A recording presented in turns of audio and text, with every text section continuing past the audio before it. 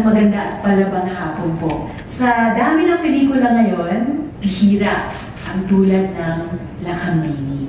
Napakayaman, di ba, multi-layered yung kwento niya. Yung kanyang pag-ibig at pagkilala, una sa sarili niya na nag-e-evolve sa habang buhay niya, at kay Inang Bayan na bahagi siya ng paghubog, pati yung love life niya na siya mismo nagtatakda. This is important, not only so that we remember, but we live and take to heart her contributions, their contributions, sila mga babaeng bayani kay Inang Bayan. Lakambini links generations. It revives a voice long overlooked in our history. Kasalanan po yun. And recognizes, finally, more and more, her rightful standing among the nation's honored heroes. Pinatunayan ni Ka Oryang na kayang-kaya ng mga babae na mamuno. And that we need women leaders. May isang tanong na ngayon ko lang narinig dito sa pelikulang ito na hindi kaya kung tulad ng isang ulila, tayo bilang isang sambayanan, malaman na natin ang totoo tungkol sa ating mga magulang. Hindi kaya mas mailagay natin sa ayos ang ating mga hakbang ngayon.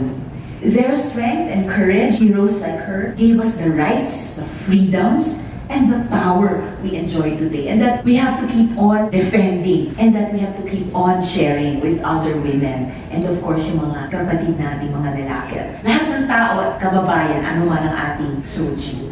Ako, tayong mga kabaro na nandito, we're only able to stand tall because we stand on the shoulders of giants like Ka Oryang. Di ba sabi nga niya, ang dami niyang sugat na matagal na humilo. But siguro, nung umabot na siya sa kamatayan, hindi pa lahat ay humilo. Pero tumindig pa rin siya. And we need more Ka Oryangs in all sectors. Women leaders offer bravery and critical perspectives needed for development.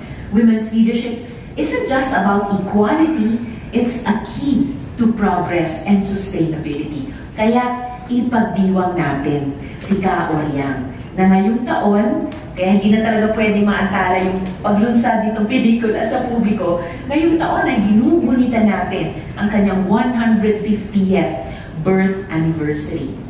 Let Lakambini be a reminder to all of us women and mga kapatid na lalaki that women can and definitely should lead.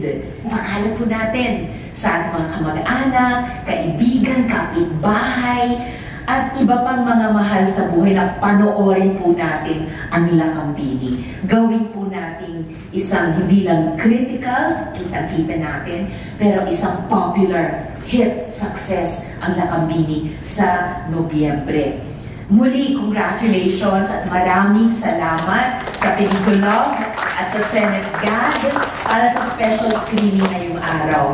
Mabuhay ang alaala ni Ka Oryang at mabuhay ang inibig nila ni na Bonifacio na pilat sila sa katipunan na Inang Bayan. Salamat po.